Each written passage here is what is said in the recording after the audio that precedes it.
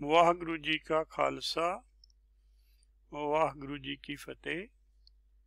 अज आप गुरमत वैदिक प्रणाली चैनल ते पोथी परमेश्वर का थान विच दर्ज हुई जप सिरलेख वाली रचना जो है, जिथों कि गुरबाणी की शुरुआत है, उस तो पहला मूल मंत्र है, फिर जप सिरलेख है। जप सिरलेख के नाल ही जो पहला श्लोक है इस बाणी का वो दर्ज है, तो उस तो बाद इहदे अंत विच भी श्लोक दर्ज है। विचकार जो हैं 38 पौड़ियां हैं। उस 38 पौड़ियां चों अज आप 15वीं पौड़ी जो कि मन्नै दी अखीरी पौड़ी है उसकी विचार करांगे।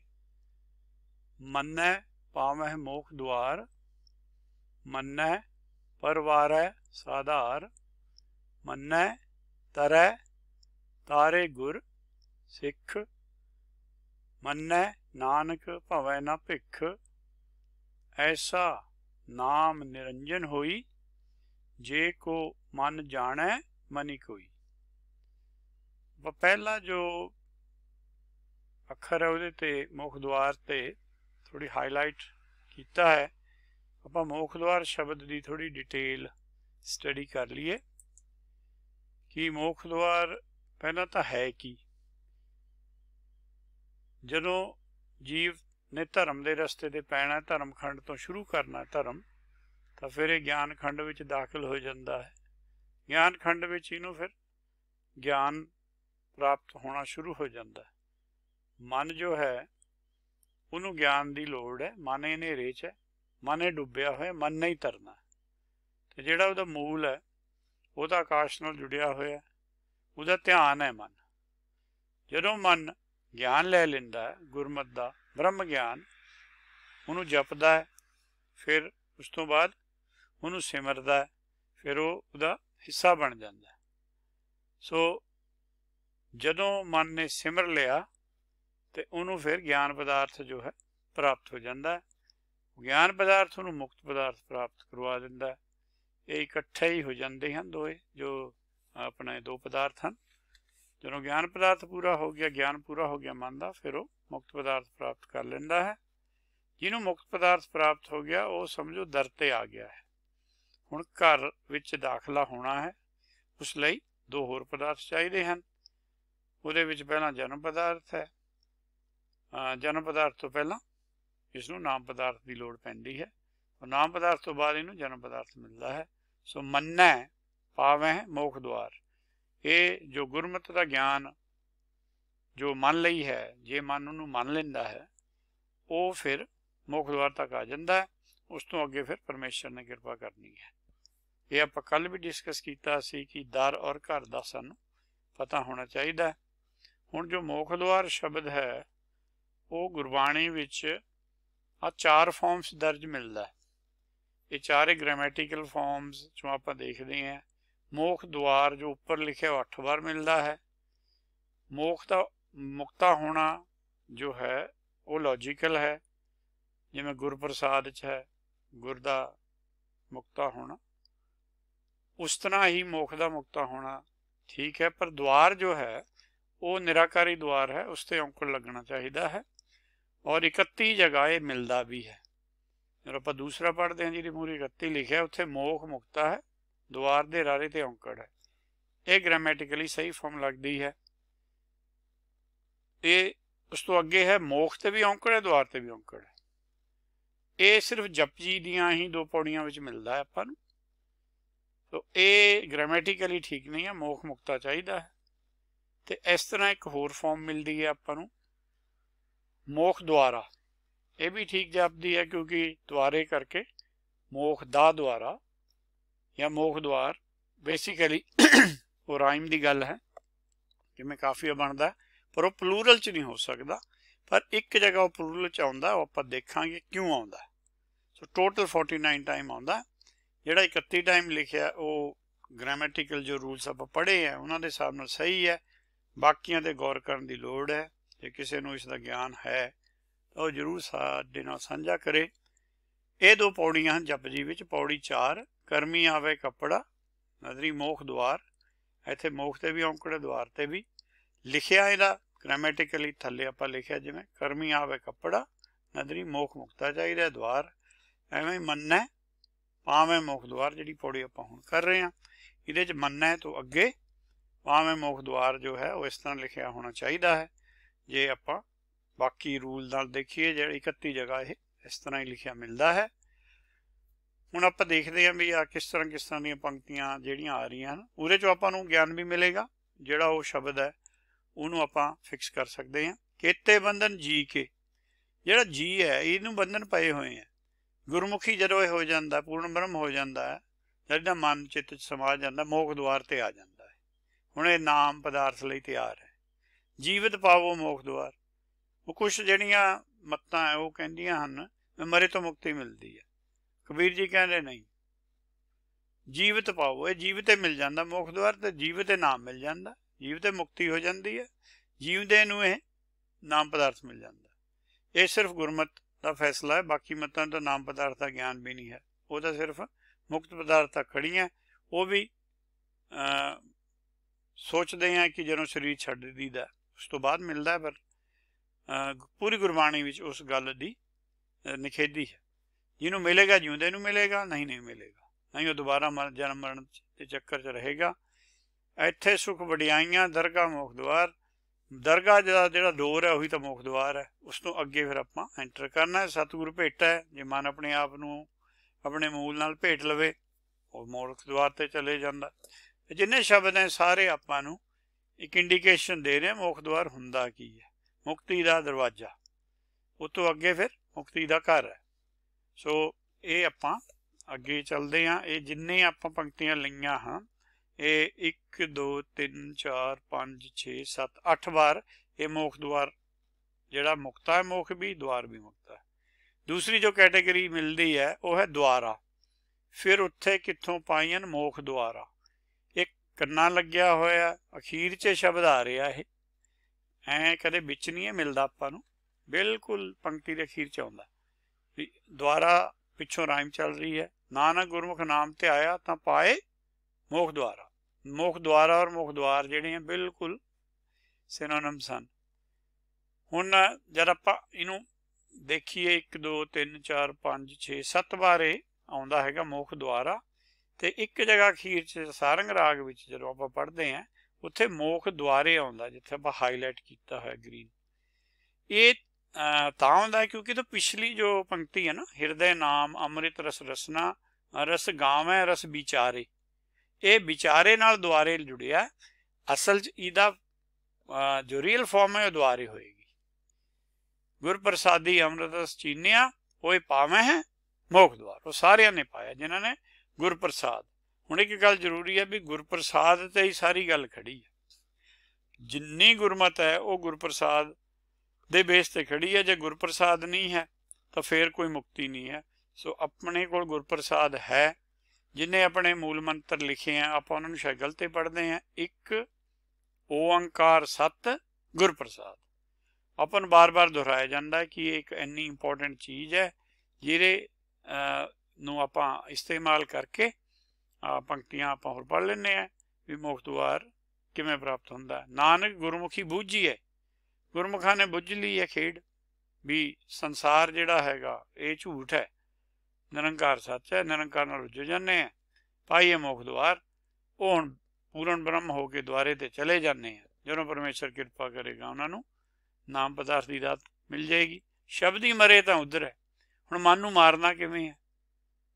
ਪਾਏ ਮੋਖ ਦੁਆਰ ਕਹਿਣ ਦਾ ਮਤਲਬ ਕਿ ਜੋ ਗੁਰਬਾਣੀ ਦਾ ਗੁਰੂ ਪ੍ਰਸਾਦ ਹੈ ਉਸ ਦੁਆਰਾ ਮਨ ਦੀਆਂ ਇੱਛਾ ਨੂੰ ਮਾਰਨਾ। ਇੱਛਾ ਦਾ ਨਾਂ ਹੀ ਮਨ ਹੈ, ਉਹ ਬਾਅਦ ਇੱਛਾ ਮੁਕਤ ਹੋ ਜਾਂਦਾ। ਮਨ ਨਿਰਮਲ ਨਾਮ ਤੇ ਆਈ ਹੈ। ਹੁਣ ਜਦ ਇੱਕ ਵਾਰੀ ਦੀਆਂ ਇੱਛਾ ਛੁੱਟ ਗਈਆਂ ਫਿਰ ਉਹ ਦੁਬਾਰਾ ਇੱਕ ਪੂਰਨ ਬ੍ਰਹਮ ਨਾਮ ਤੇ ਆਉਂਦਾ ਤਾਂ ਪਾਏ ਮੋਖ ਦੁਆਰ। ਇਹ ਜਪ ਤੋਂ ਅੱਗੇ ਦੀ ਅਵਸਥਾ ਉਹਦੀ। ਉਹ ਹੁਣ ਸਮਝ ਗਿਆ ਵੀ ਜੋ ਨਾਮ ਪਦਾਰਥ ਹੈ ਉਹ ਅਗਲੀ ਅਵਸਥਾ ਹੈ ਤਾਂ ਉਹ ਨਾਮ ਤੇ ਆਉਣ ਲੱਗ ਜਾਂਦਾ। ਗੁਰਪ੍ਰਸਾਦੀ ਬੂਝੀਏ, ਇਹ ਬੁੱਝਣ ਦੀ ਉਹ ਗੱਲ ਹੈ ਗੁਰਬਾਣੀ ਸਾਰੀ। ਇਹਨੂੰ ਪੜ੍ਹ ਕੇ ਜੇ ਆਪਾਂ ਸੋਚੀਏ ਕੋਈ ਪਾਠ ਰੱਖ ਲਿਆ, ਸੁਖਮਣੀ ਕਰ ਲਿਆ, ਉਹਦੇ ਨਾਲ ਮੋਖ ਦੁਆਰ ਦੀ ਅਵਸਥਾ ਨਹੀਂ ਮਿਲ ਸਕਦੀ। ਗੁਰਪ੍ਰਸਾਦੀ ਜਿਹਨੂੰ ਬੁੱਝਿਆ ਟੂਲ ਵੀ ਦੱਸਿਆ ਹੋਇਆ, ਹੋਰ ਕਿਸੇ ਤੋਂ ਨਹੀਂ ਪੁੱਛਣਾ। ਤਿਨ ਪਾਇਆ ਮੋਖ ਦੁਆਰ, ਪੂਰੇ ਗੁਰ ਪਾਈਏ ਮੋਖ ਦੁਆਰ। ਪੂਰੇ ਗੁਰ ਦੀ ਬਾਣੀ ਚਾਹੀਦੀ ਹੈ, ਗੁਰਮੁਖ ਵੇਦੰਗ ਚਾਹੀਦਾ। ਗੁਰਮੁਖ ਵੇਦੰਗ ਹੈ, ਗੁਰ ਪ੍ਰਸਾਦ ਹੈ, ਗੁਰਮੁਖੀ ਪਾਏ ਮੋਖ ਦੁਆਰ। ਸੋ ਇਹ ਸਾਰੀਆਂ ਜੋ ਪੰਕਤੀਆਂ ਹਨ, ਇਹਨਾਂ ਦੇ ਵਿੱਚ ਮੋਖ ਮੁਕਤਾ ਹੈ ਤੇ ਦੁਆਰ ਤੇ ਔਂਕੜ ਹੈ।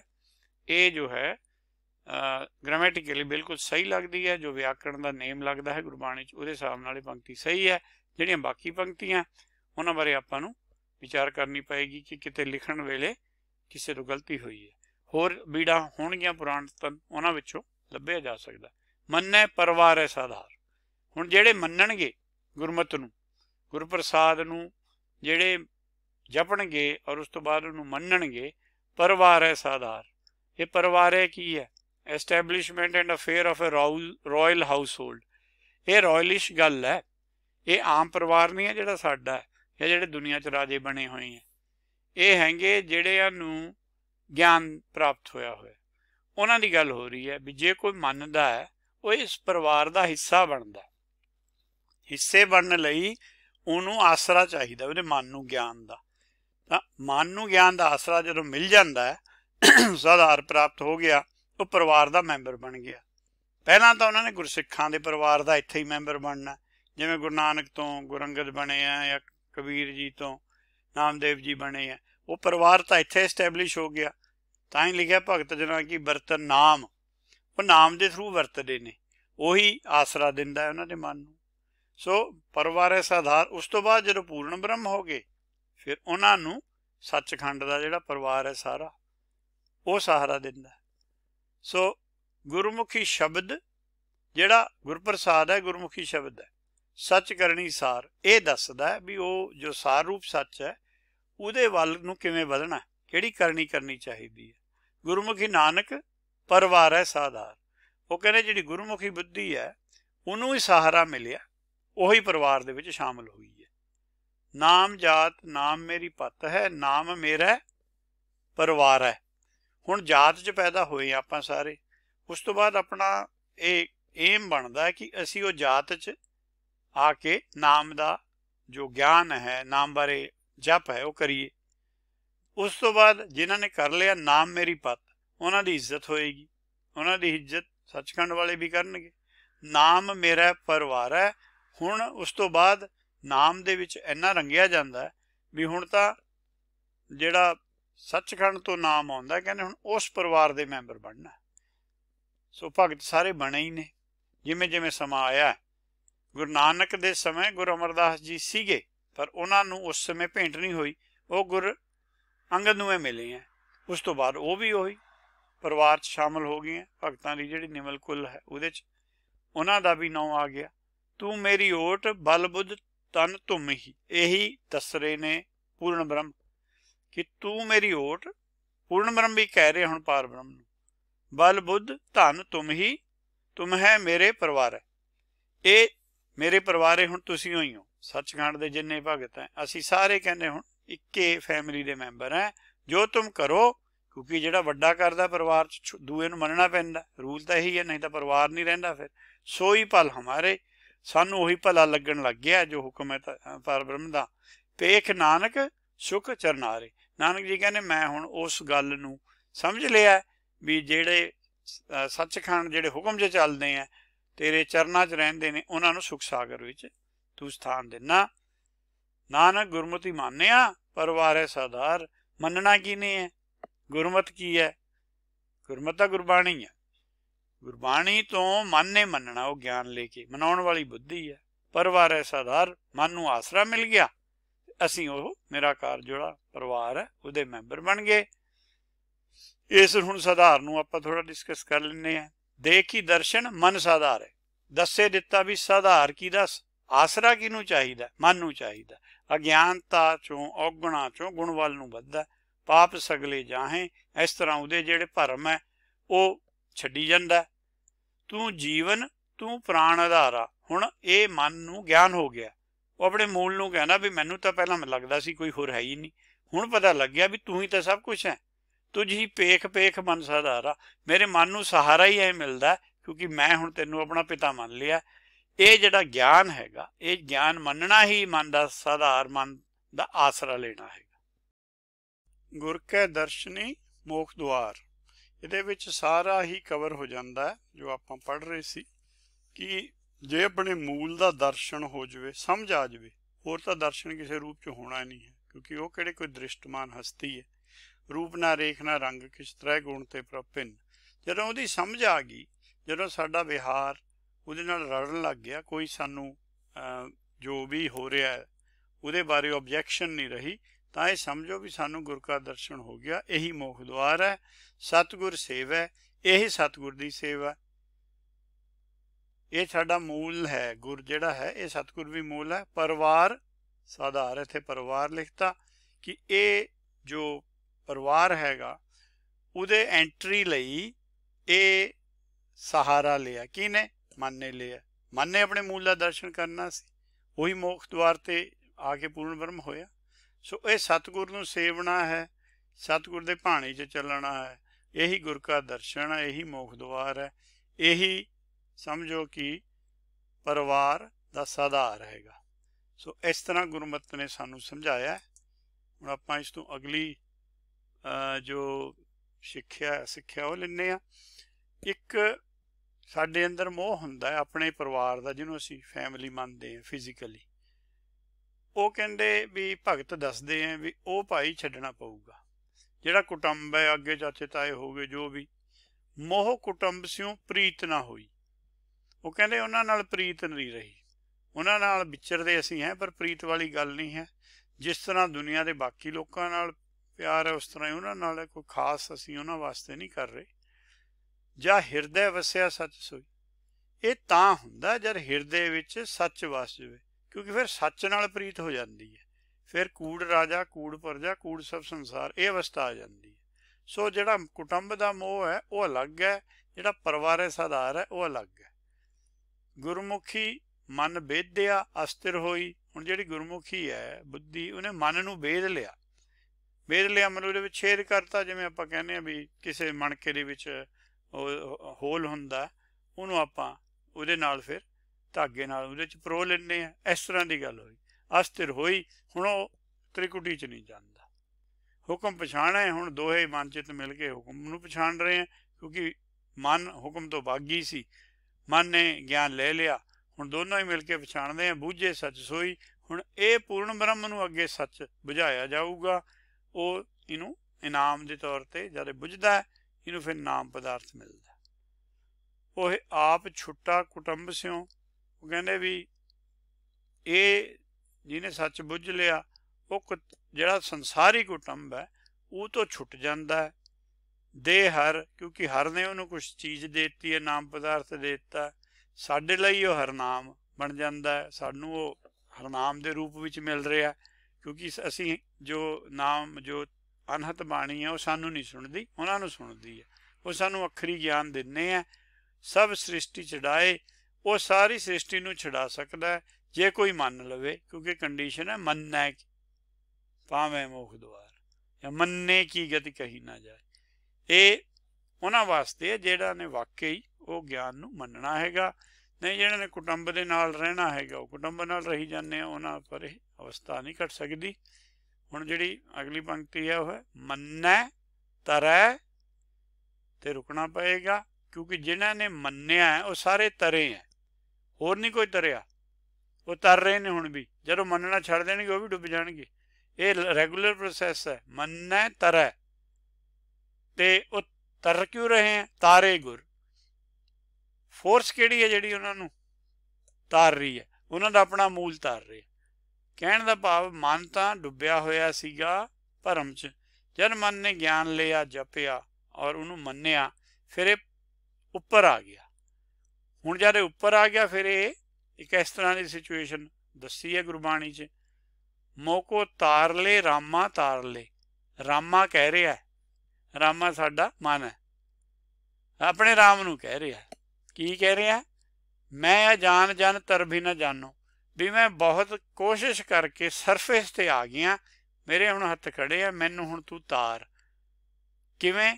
ਬਾਪ ਬੀਠਲਾ ਬਾਹਾਂ ਦੇ ਤਾਰੇ ਗੁਰ। ਤਾਰਨਾ ਗੁਰ ਨਹੀਂ ਹੈ, ਕੋਈ ਗੁਰ ਮਾਇਆ ਤੋਂ ਬਾਹਰ ਹੈ। ਚਾਹੇ ਜੀਵ ਇੱਥੇ ਆਇਆ ਹੋਇਆ ਭਵ ਸਾਗਰ 'ਚ, ਪਰ ਸਾਡੀ ਜੋਤ ਜਿਹੜੀ ਹੈਗੀ ਹੈ ਉਹ ਜੀਵ ਦੀ ਦੋ ਹਿੱਸਿਆਂ 'ਚ ਹੈ। ਇੱਕ ਡੁੱਬੀ ਹੋਈ ਹੈ, ਇੱਕ ਤਰੀ ਹੋਈ ਹੈ। ਉਹ ਜਿਹੜੀ ਡੁੱਬੀ ਹੋਈ ਹੈ ਜਦੋਂ ਕੋਸ਼ਿਸ਼ ਕਰਕੇ ਸਰਫੇਸ 'ਤੇ ਆ ਕੇ ਇਸ ਤਰ੍ਹਾਂ ਆਵਾਜ਼ ਮਾਰਦੀ ਹੈ, ਇਹਨੂੰ ਰਿਕੁਐਸਟ ਕਰਦੀ ਹੈ ਆਪਣੇ ਮੂਲ ਨੂੰ, ਤਾਂ ਫਿਰ ਉਤਾਰਦਾ। ਉਹ ਦੱਸਦਾ ਵੀ ਮੈਂ ਅਜਾਣ ਹੈ, ਜਦ ਤਾਈਂ ਇਹ ਕਹਿੰਦਾ ਮੈਂ ਜਾਣਦਾ ਹੈ, ਜਦ ਤਾਈਂ ਉਹ ਨਹੀਂ ਫਿਰ ਇਹਨੂੰ ਨਾਲ ਲਾਉਂਦਾ। ਹੁਣ ਜਦ ਅਜਾਣ ਮੰਨ ਕੇ ਹੀ ਤਾਂ ਸਰਫੇਸ 'ਤੇ ਆਇਆ ਵੀ ਮੈਨੂੰ ਹੁਣ ਤਰਨਾ ਨਹੀਂ ਆ ਰਿਹਾ, ਇਸ ਤਰ੍ਹਾਂ ਦਾ ਕੋਈ ਸਮੁੰਦਰ ਨਹੀਂ ਹੈ, ਇਹ ਸਿਰਫ ਕਾਮ ਕ੍ਰੋਧ ਲੋਭ ਮੋਹ ਹੰਕਾਰ ਦਾ ਹੀ ਜਲ ਹੈ ਜਿਹਦੇ 'ਚ ਡੁੱਬਿਆ ਹੋਇਆ। ਤੇ ਬਾਪ ਇਹਦਾ ਮੂਲ ਹੈ, ਗੁਰ ਹੈ, ਉਹ ਇਹਨੂੰ ਬਾਂਹ ਦੇ ਦਿੰਦਾ ਜਦੋਂ ਇਹ ਕਹਿੰਦਾ, ਇਹ ਤਰ ਜਾਂਦਾ। ਇਹੀ ਤਰੀਕਾ ਦੱਸਿਆ ਹੋਇਆ। ਗੁਰਮਤੀ ਜੋ ਨਾ ਸੋ ਜਨ ਤਰੈ, ਕਹਿੰਦੇ ਵੀ ਗੁਰਮਤ ਤੋਂ ਲੈ ਕੇ ਗਿਆਨ ਕਿਹੜਾ ਜਨ ਤਰਦਾ ਬਈ? ਇਹ ਮਨ ਦੀ ਗੱਲ ਹੈ। ਜੋ ਦਾਸਨ ਦਾਸਾ, ਜਿਹੜਾ ਆਪਣੇ ਆਪ ਨੂੰ ਦਾਸਾਂ ਦਾ ਦਾਸ ਮੰਨੇ, ਕਿਉਂਕਿ ਭਵ ਸਾਗਰ ਵਿੱਚ ਤਾਂ ਸਾਰੇ ਜੀਵ ਹੈ। ਜਦੋਂ ਫਿਰ ਇਹ ਆਪਣਾ ਗਿਆਨ ਲੈਂਦਾ ਹੈ ਫਿਰ ਇਹ ਦਾਸ ਵਾਲੀ ਅਵਸਥਾ ਵੱਲ ਵੱਧਦਾ। ਪਰ ਸੱਚਖੰਡ 'ਚ ਸਾਰੇ ਦਾਸਨ। ਜਦੋਂ ਇਹ ਪੂਰਨ ਬ੍ਰਹਮ ਹੋ ਜਾਂਦਾ ਹੈ ਫਿਰ ਇਹ ਕਹਿੰਦਾ ਵੀ ਮੈਂ ਉਹਨਾਂ ਦਾ ਦਾਸ ਬਣਨਾ, ਤਾਂ ਇਹ ਤਰਿਆ ਰਹਿੰਦਾ। ਕਿਉਂਕਿ ਹੁਣ ਇਹਨੂੰ ਨਾਮ ਪਦਾਰਥ ਦੀ ਭੁੱਖ ਹੈ। ਸਾਚੇ ਨਾਮ ਕੀ ਲੱਗ ਗਿਆ, ਭੂਖ ਇਹਨੂੰ ਹੋਈ ਹੋਈ ਹੈ। ਉਹ ਤਾਂ ਭੂਖੇ ਖਾਏ ਚੱਲੀਆਂ, ਦੁੱਖ ਇਹਦੇ ਮੁੱਕ ਜਾਂਦੇ ਆ। ਫਿਰ ਇਹ ਤਰਿਆ ਰਹਿੰਦਾ, ਉੱਪਰ ਤੈਰ ਰਿਹਾ। ਫਿਰ ਇਹਨੂੰ ਜਦੋਂ ਨਾਮ ਪਦਾਰਥ ਮਿਲਦਾ ਉਹ ਬੋਹਿਤ ਹੈ, ਫਿਰ ਇਹ ਉਹਦੇ ਵਿੱਚ ਬਹਿ ਜਾਂਦਾ। ਸੋ ਇਸ ਤਰ੍ਹਾਂ ਦੀ ਜੋ ਬਰੋਡ ਜਿਹਾ ਨਕਸ਼ਾ ਹੈਗਾ। ਜਿਸ ਮਨੀ ਵਸੈ ਤਰੈ ਜਨ ਸੋਈ, ਮਨ ਦੇ ਵਿੱਚ ਕਿਹਨੇ ਵਸਣਾ? ਮੰਨੈ ਤਰੈ ਤਾਰੇ ਗੁਰ, ਗੁਰ ਨਹੀਂ ਮਨ 'ਚ ਵਸਣਾ, ਉਹ ਤੇ ਔਂਕੜ ਲੱਗਿਆ ਹੈ। ਤਰੈ ਜਨ ਸੋਈ, ਕਿਉਂਕਿ ਉਹ ਆਪ ਤਾਂ ਤਰਿਆ ਹੋਇਆ ਹੀ ਹੈ। ਇਹਨੇ ਹੀ ਤਰਨਾ ਸੀ, ਇਹੀ ਡੁੱਬਿਆ ਸੀ। ਇਹ ਨਾਲ ਹੋ ਗਿਆ ਆਪਣੇ ਮੂਲ ਦੇ, ਇਹ ਤਰਨ ਲੱਗ ਗਿਆ। ਆਪ ਤਰੈ, ਜਦ ਆਪ ਤਰਦਾ ਤਾਂ ਉਹਦੇ ਨਾਲ ਕੀ ਫਾਇਦਾ ਹੋ ਰਿਹਾ? ਪਿਤਰੀ ਨਿਸਤਾਰੇ, ਪਿਤਰੀ ਵੀ ਦਾ ਮੂਲ ਹੈ ਜਿਹੜਾ ਆਪਾਂ ਗੁਰ ਪੜ੍ਹ ਕੇ ਆਏ ਹਾਂ ਨਾ। ਮੰਨੇ ਤਰੈ ਤਾਰੇ ਗੁਰ, ਉਹ ਗੁਰ ਹੈ। ਨਿਸਤਾਰੇ ਉਹਦਾ ਵੀ ਇਹ ਤਾਰਨ, ਕਿਉਂਕਿ ਉਹਨੂੰ ਇਹਨੇ ਰੋਕਿਆ ਹੋਇਆ। ਜੀਵ ਹੋਣ ਕਰਕੇ ਜਦੋਂ ਦੋ ਹਿੱਸਿਆਂ 'ਚ ਹੋਇਆ ਹੋਇਆ ਇਹ ਨਹੀਂ ਤਰ ਰਿਹਾ। ਪਰ ਜਦ ਇਹ ਮਨ ਦੇ ਨਾਲ ਮਿਲ ਜਾਂਦਾ, ਇਹ ਮਨ ਸ਼ਕਤੀ, ਇਹ ਮਨ ਸੀਓ, ਉਸ ਸਮੇਂ ਫਿਰ ਇਹ ਉਹਦੇ ਨਾਲ ਮਿਲ ਕੇ ਤਰ ਰਿਹਾ। ਤੇ ਪਿਤਰੀ ਦੇ ਅੰਦਰ ਸਾਰਾ ਜਿਹੜਾ ਨਿਸਤਾਰ ਹੈ, ਇਹਦੇ ਅੰਦਰੋਂ ਸਾਰਾ ਭਰਮ ਦੂਰ ਹੋ ਗਿਆ। ਹੁਣ ਇਹ ਨਾਮ ਪਦਾਰਥ ਦੇ ਕਾਬਲ ਹੋ ਗਿਆ। ਤੇ ਹੁਣ ਸਿੱਖ ਹੈ, ਮੰਨੈ ਤਰੈ ਤਾਰੇ ਗੁਰ ਸਿੱਖ। ਉਹ ਸਿੱਖ ਹੈ ਜਿਹੜੀ, ਉਹਦੇ ਬਾਰੇ ਦੱਸਿਆ ਹੋਇਆ ਵੀ ਉਹ ਸਿੱਖ ਦੇ ਬੇਸ 'ਤੇ ਤਰਦਾ। ਉਹ ਸਿੱਖ ਜਦ ਤਾਈਂ ਇਹ ਸਿੱਖਿਆ ਲਈ ਜਾਂਦਾ ਉਦੋਂ ਤੱਕ ਇਹ ਮਨ ਇਹਦਾ ਮੂਲ ਨਾਲ ਜੁੜਿਆ ਰਹਿੰਦਾ, ਉਦੋਂ ਤੱਕ ਇਹ ਤਰਿਆ ਵੀ ਰਹਿੰਦਾ। ਜਦੋਂ ਸਿੱਖ ਛੱਡ ਦਿੰਦਾ ਗਾਵਣ ਤੋਂ ਨੂੰ ਸਿੱਧ ਸਮਾਧੀ ਅੰਦਰ, ਜਦੋਂ ਸਮਾਧੀ ਛੱਡੀ ਉਹ ਫਿਰ ਸੰਸਾਰੀ। ਆਪਣਾ ਵੀ ਧਿਆਨ ਜੁੜਦਾ, ਉਸ ਚੀਜ਼ ਸਮੇਂ ਲਈ ਆਪਾਂ ਵੀ ਦੂਰ ਹੋ ਜਾਂਦੇ ਹਾਂ ਇਹਨਾਂ ਤੋਂ। ਪਰ ਉਹ ਫਿਰ ਜਦੋਂ ਘਰੇਲੂ ਮਸਲਿਆਂ 'ਚ ਪੈ ਗਏ, ਉਹ ਸ਼ਬਦ ਵਿਚਾਰ ਛੁੱਟ ਗਈ, ਫਿਰ ਆਪਾਂ ਡੁੱਬ ਜਾਂਦੇ ਹਾਂ। ਆਦਿ ਜੁਗਾਦੀ ਸੇਵਕ ਸੁਆਮੀ, ਇਹਦਾ ਸ਼ਬਦ ਗੁਰੂ ਹੈ। ਭਗਤਾਂ ਨਾਮ ਆਧਾਰੀ, ਭਗਤਾਂ ਨੇ ਉਹਨਾਂ ਤੋਂ ਹੀ ਨਾਮ ਲਿਆ।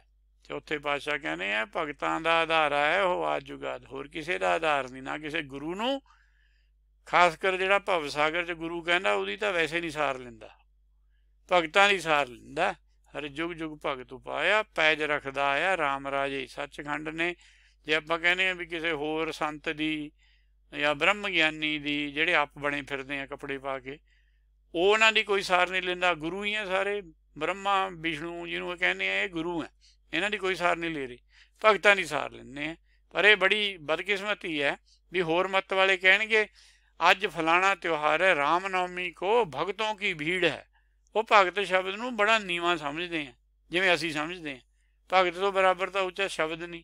ਉਹਨਾਂ ਲਈ ਤਾਂ ਮਜਬੂਰੀ ਹੈ, ਕਿਉਂਕਿ ਭਗਤਾਂ ਨੇ ਉਹਨਾਂ ਦੀ ਮੱਤ ਦੇ ਖਿਲਾਫ ਉਹਨਾਂ ਨੂੰ ਲੱਗਦਾ ਬੋਲਿਆ। ਭਗਤਾਂ ਨੇ ਤਾਂ ਸੱਚੇ ਬੋਲਿਆ, ਉਹਨਾਂ ਨੂੰ ਐਂ ਲੱਗਦਾ ਵੀ ਸਾਡੀ ਮੱਤ ਦਾ ਤਾਂ ਜਮਾਂ ਹੀ ਨਾਸ ਕਰਤਾ। ਉਹ ਤਾਂ ਮੰਨਦੇ ਹੀ ਨਹੀਂ ਕਿਸੇ ਨੂੰ, ਨਾ ਉਹ ਕਿਸੇ ਨੂੰ ਸਮੈਟਿਕ ਮੱਤ 'ਚੋਂ ਮੰਨਣ, ਨਾ ਉਹ ਕਿਸੇ ਨੂੰ ਇੱਧਰੋਂ ਮੰਨਣ। ਉਹ ਕਿਸੇ ਦੇਵੀ ਦੇਵਤੇ ਦੀ ਤਾਂ ਮੰਨਦੇ ਨਹੀਂ। ਉਹ ਤਾਂ ਕਹਿੰਦੇ ਪੂਜਣ ਕੋ ਨਹਾਵਣ ਕੋ ਤੀਰਥ ਘਣੇ, ਪੂਜਣ ਕੋ ਬਹੁ ਦੇਵ। ਉਹ ਤਾਂ ਮੰਨਦੇ ਨਹੀਂ। ਉਹ ਕਹਿੰਦੇ ਅਸੀਂ ਤੁਹਾਡੇ ਕਿਸੇ ਦੇਵ ਨੂੰ ਨਹੀਂ ਮੰਨਦੇ। ਆਣ ਦੇਵ ਬਦਲਾਵਣ ਲੈ ਹੋ, ਹਮ ਤੋਂ ਇੱਕ ਰਮਈਆ ਲੈ ਹੋ, ਕਹਿੰਦੇ ਬਾਕੀ ਸਾਰੇ ਤੁਸੀਂ ਲੈ ਲਓ ਜਿੰਨੇ ਪੱਥਰ ਦੇ ਘੜੇ ਹੋਏ, ਸਾਨੂੰ ਤਾਂ ਰਮਈਆ ਚਾਹੀਦਾ ਜਿਹੜਾ ਸਾਡੇ ਅੰਦਰ। ਸੋ ਨਾਨਕ ਸਿੱਖ ਦੇ ਮਨ ਪ੍ਰੀਤਮ। ਇਹ ਮਨ ਪ੍ਰੀਤਮ ਨੂੰ ਸਿੱਖਿਆ ਦੇਣੀ ਹੈ ਭਾਈ ਗੁਰ ਨੇ, ਬੁੱਧੀ ਨੇ ਦੇਣੀ ਹੈ। ਬੁੱਧੀ ਵੀ ਗੁਰ ਦਾ ਹਿੱਸਾ, ਵੀ ਤੂੰ ਗੁਰ ਨਾਲ ਜੁੜ ਜਾ। ਬਿਨ ਹਰੀ ਝੂਠ ਪਸਾਰੇ, ਵੀ ਹਰੀ ਤੋਂ ਬਿਨਾਂ ਸਾਰਾ ਝੂਠ ਦਾ ਪਸਾਰਾ ਜੋ ਤੂੰ ਮਾਇਆ ਦੇਖਦਾ।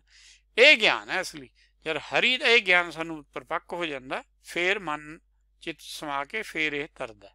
ਸਤਿਗੁਰ ਸਾਚੀ ਸਿੱਖ ਸੁਣਾਈ, ਇਹਨੂੰ ਸਿੱਖ ਪੜ੍ਹਨਾ, ਇਹ ਵਰਬ ਹੈ।